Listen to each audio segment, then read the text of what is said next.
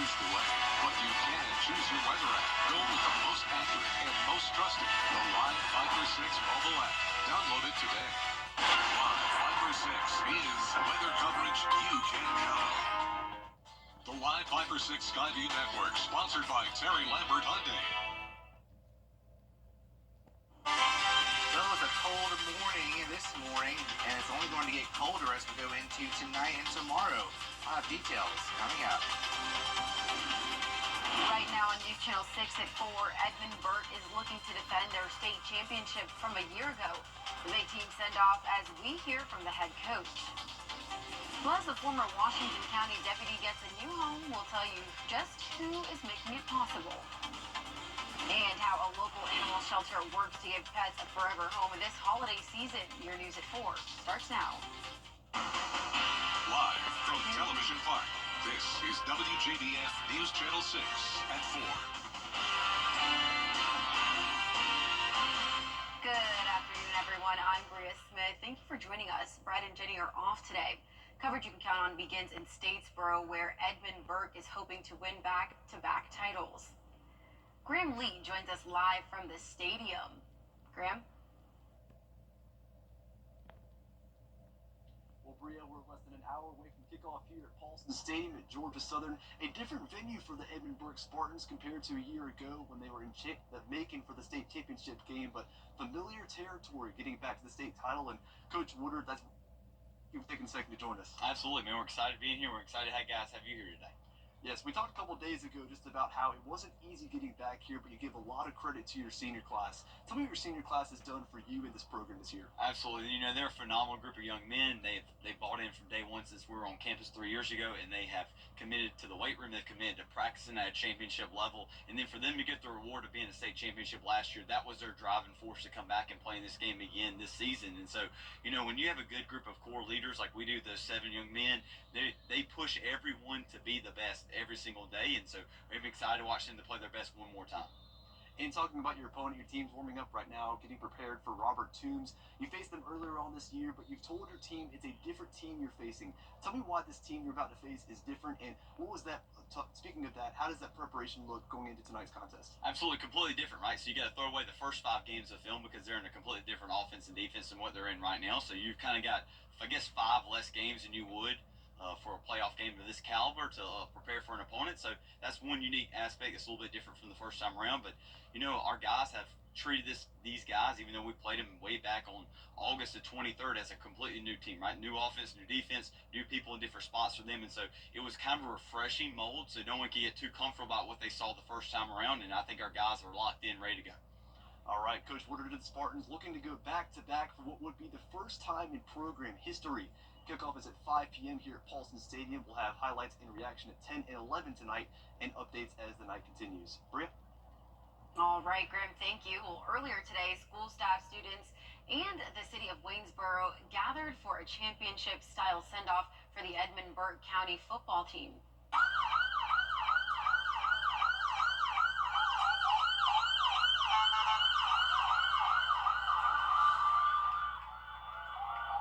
School officials say the city and school coming together demonstrates the excitement and full support for the athletes and coaching staff. And speaking of football, you can still buy tickets to the WJBF Border Bowl game. They're digital and cost $10 plus a $1 service charge up until the day of the game. On the day of the game, they'll be $15. The Border Bowl game pits the best high school seniors from Georgia and South Carolina against each other. And really, you just want to get the best players in the area. Seniors, of course, but, you know, there are a lot of guys from a lot of different schools that are definitely worthy of playing in the game. Oh, it's a great honor to lead South Carolina in the Border Bowl. I've been fortunate to be a part of several Border Bowls, and it's always a great game. It's always a great atmosphere. The Border Bowl will be held January 11th at 1 p.m. It will be at Strom Thurmond High School in Edgefield County. Parking will be $5 cash, and you can buy tickets at WJBF.com. And a college football game programming note, the Clemson Citadel game can be seen on CW6. That's 6.3 over the air, or check your cable listings. That's at 3:30 kickoff at Death Valley on CW6. Turning now to weather with meteorologist Miller, Hyde, and Miller. It's getting pretty cold outside. Yeah, Bria, definitely feeling like winter right now as we have highs in the 50s. We should be in the upper 60s, lows in the 30s, and we're going to continue to see cold temperatures tonight as well. So bundle up. We're looking at a brisk breeze right now. Looking at Swainsboro, winds continue to be gusty, but thankfully not as high as yesterday. Strong wind gusts, 21-mile-per-hour wind gusts in Saluda, 17-mile-per-hour wind gust in Augusta. Temperature-wise, pretty chilly in the 50s in many areas, 55 degrees in Aiken, 56 in Augusta. Temperature change, we're looking at a few degrees colder than the last 24 hours, and it is bone dry out there with humidity values around 30 to 40%. So have that chapstick on if you're heading outside. So thankfully it is sunny, so that's the good news. At least we're seeing sunshine and not cloudy skies across the area. Now it's going to be another cold one as we do have the clear skies. That's going to allow for strong radiational cooling. So we're talking about temperatures bottoming out in the 30s and some wind chills, possibly around 30, maybe 29 degrees. So you'll definitely want to bundle up if you're heading out late tonight and early tomorrow. But thankfully, the afternoons are going to start to get a little bit warmer as high pressure ushers in some warmer air just in time for next week. And Thanksgiving could be on the wet side. I'll have details coming up in your Viper 6 forecast, Bria. All right, Miller, thank you. A fire investigation is underway in Edgefield. It happened this morning at a home on Riley Road. That's off Red Hill Road. The cause of the fire is not yet known as of now. No injuries are reported. And 2 people are dead and a third in the hospital after an apparent murder-suicide in Richmond County. It happened last night on Olmsted Homes off Broad Street. Deputies found Jeremy McGee dead at a home on C Street. A woman was also found shot and taken to the hospital where her condition is unknown. Shortly after, Zyquan Franklin was found shot dead from a possible suicide on B Street. We're told the cases are connected. A former Washington County deputy involved in a paralyzing crash this past summer now looks forward to a new home. Deputy Gordon Alley was responding to a call in June when he hydroplaned and hit a nearby tree. The accident left him paralyzed from the waist down, and he has spent the past 5 months adjusting to his new life. Interim Healthcare of Augusta helping to make his transition a bit easier by providing him with things he needs in his new home. Gordon's being cared for under our complex personal support division, so we really specialize in just taking care of the most acute patients there are out there in the community. But a lot of that, a lot of people don't realize that it impacts the entire family. And so we try and do that. Like right now, we're starting a support group for our patients and families. Allie and his family are expecting a new home that will be furnished with the proper health equipment Allie would need. A huge donation made today will help local military families who have a loved one receiving medical care. The Fort Eisenhower chapter of the Nonprofit Association of the U.S. Army gave a $54,000 gift to the Fisher House. The check was presented at the Charlie Norwood VA Medical Center. Fisher houses provide the opportunity for service member families, active duty, retirees, veterans, free lodging while their loved ones are being treated in area hospitals. So it really takes a financial burden off of them and gives them the opportunity to stay someplace like this. You can see this is a fabulous house. There are 2 Fisher Houses in Augusta, one at Fort Eisenhower and one at the Charlie Norwood VA Medical Center. Augusta Technical College recently received a huge donation from Science Quo. The $750,000 gift will go towards developing a mobile learning center. Kim Vickers reports. COVID and inflation have created difficulties for students, especially rural and financially disadvantaged students. The mobile lab will include robotics, virtual reality, simulations, and working models that will give students the skills they need to thrive in the workforce. I don't think folks really realize there's 29,000 people in this area that work in manufacturing. It will be multi-purpose, allowing for hands-on learning experiences for K through 12 students with the goal of encouraging them to explore STEM careers after graduation. The lab will also be available to some already part of the workforce. When you talk about just the impact to be able to say, hey, while they're on a shift change or while they're on break, we can pull up this bus and they can get some continuing education in electrical, that's huge because then they don't have to get out the site, get in their vehicles, come to campus, spend half a day with us, and then have to go back to the site. Dr. Worrell hopes the mobile lab will show younger students that a STEM career can be fun. And when you walk in, you're going to see robotics, you're going to see virtual headsets, you're going to see a lot of simulations, and we're going to have a phenomenal instructor that's going to walk you through all the different opportunities in the manufacturing and STEM careers. The mobile lab is expected to be ready for use by fall of 2025. It was donated by a local company whose identity is under wraps for now. Dr. Worrell says that announcement will be coming soon. And so it's going to be very exciting, going to be very light, but more importantly, it's going to be engaging. It's something that students can actually do something with their hands and get involved. In Augusta, Kim Vickers, WJBF News Channel 6. Piedmont is donating $1.9 million to more than 30 local nonprofits. It's part of the healthcare system's commitment to donate $2 million a year to local groups over the next 10 years. Those local groups are located in Richmond, Columbia, McDuffie, and Aiken counties. 32 of them will benefit this year, and you can find the full list at WJBF.com. During the holiday season, Augusta Animal Services hosts their Home for the Holiday event. Starting tomorrow, you can pick out a pet at the facility on Mack Lane from 12 to 4 p.m. The goal is to give animals a home while staff members are on break. But once everyone returns to their normal schedule, animals still need a home. The shelter has about 20 dogs and will be taking in additional ones on Monday to get spayed or neutered. You really do. You really do get attached to them and learn their stories and truly want to find a home for them. But even if they don't get a home, maybe they just go away for the week and spend the time in the house. We get pictures, we get stories, we just can use all that information if they are brought back, but 80% of them aren't. You can pick up and foster a pet from the Augusta Animal Services starting tomorrow through Wednesday. Return is December 2nd or December 3rd, and you can also call Animal Services at 706-790-6836. Coming up, everything you need to know about Christmas at Sarah's Farm Adventure.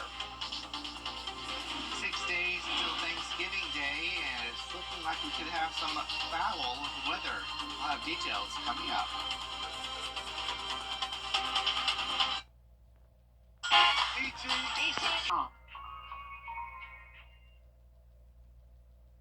In Trenton, South Carolina, Sarah's Farm Adventure is getting ready for its Christmas season. News Channel 6's Brandon Dawson went out to see what people can expect from their latest adventure. Sarah's Farm Adventure is an agricultural park that features corn mazes, petting zoos, activities for families, and more. Recently, they had their fall theme, and people from around the community came out to enjoy the new attraction. We have really been blessed by wonderful customers who are starting to become friends, and we are really wanting to share what all Edgefield County has to offer. So we've really been very thankful for the support we have here locally and for the people that visit from a little ways away. Now the park is opening for its new Christmas-themed adventure, with plenty of new ways for visitors to make memories. We have taken our half-mile jack-o'-lantern lane and turned it into Santa's Southern Lights. So we have a half-mile walking trail where you can see all of our wonderful Christmas lights. We also took a large area of our corn maze called the Illumination Theater in the middle of our corn maze. It's a 64-foot long wall of Christmas lights, and they're all set to music. You might even see a little snow in there as well. We have all sorts of lights and picture opportunities here inside our park, as well as an area to select a Christmas tree. Santa Claus will be here every day except December the 6th. While there's plenty to do at Sarah's Farm Adventure, Ruth hopes people come out and experience the lights. Christmas light show starts around 5, and Santa Claus will be here at from 5 to 8 here in our Santa's Village. And come out, enjoy yourselves, ride out on the hayride, drink some hot chocolate, have a good night. And at the end of the day, it's all about one thing. I want them to walk away with lasting memories that they want to come back year after year and bring their children and their grandchildren to experience every year to come. Brandon Dawson, WJBF News Channel 6. Sarah's Farm Adventure's Christmas season opened today, and to find out more, you can head to our website, WJBF.com. Don't go away. Miller has your full forecast next. Weather headlines on WJBF News Channel 6. Brought to you by Hickson Roofing. If your roof needs fixing, call Mr. Hickson. Small settlement? Let's drive, baby! thrivebaby.com. Click, click. For more than 40 years, our family has been confidently serving the CSRA. Our friendly and knowledgeable team at A&D is here to help you from design to install. Don't leave your project in the hands of subcontractors. Our in-house certified flooring installers are the most trusted in the business. We offer free in-home consultations and financing options up to 48 months interest-free to help bring your vision to life. A&D Carpets and Hardwoods. Come see us today. Hello? You gotta get your story straight. What an idiot. Give it to me, you know. Don't give him rocks behind. That's and I'm just getting started. Judy Justice. Weekdays at 3 on News Channel 6. Now, your most accurate forecast with WJBF Live 5 for 6. It's chilly here in the CSRA, but we've got it easy compared to our friends up in West Virginia. Here's where we're looking at a snowstorm in West Virginia right now. We are seeing some cold air here, but of course no snow.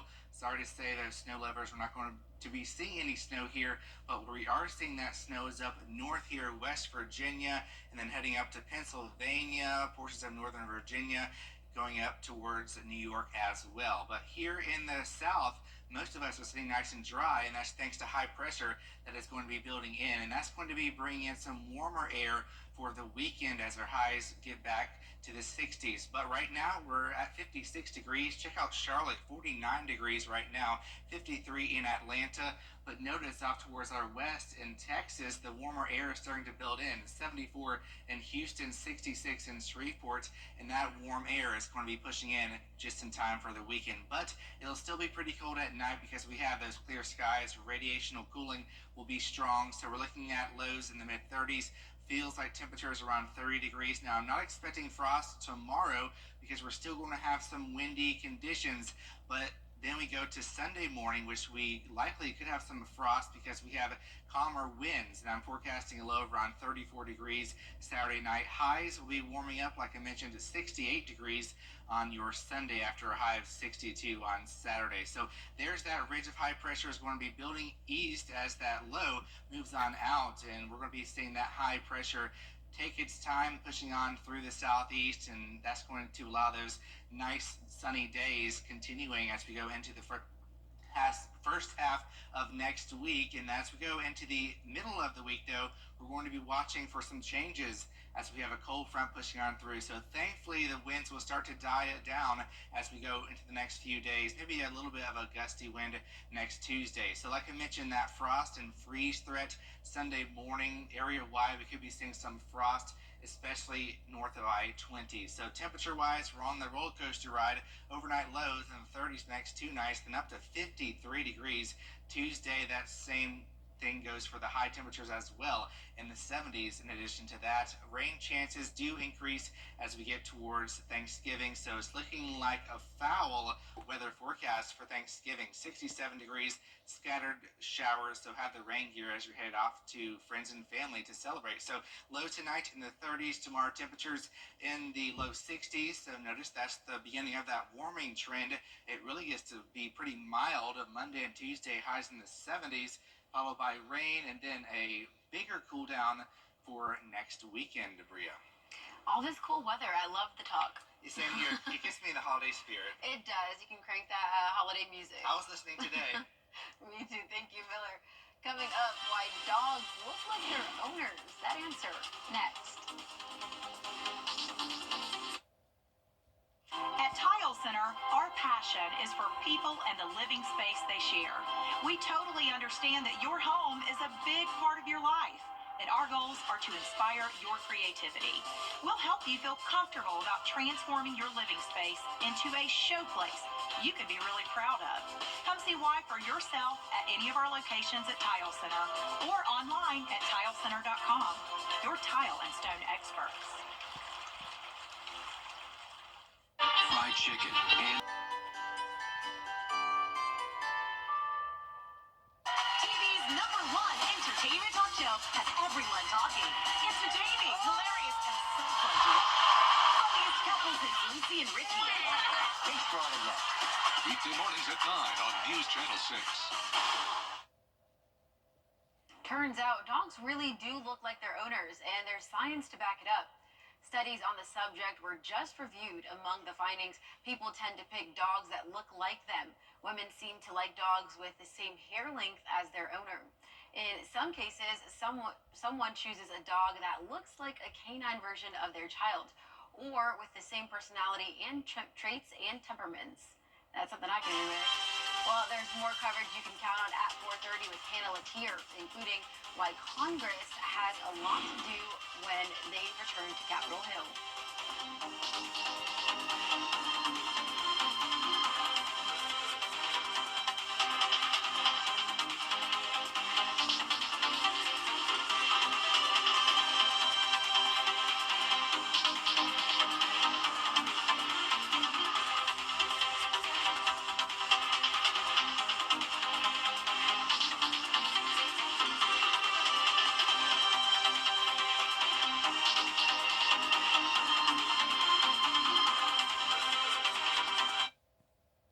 COVID-19 is still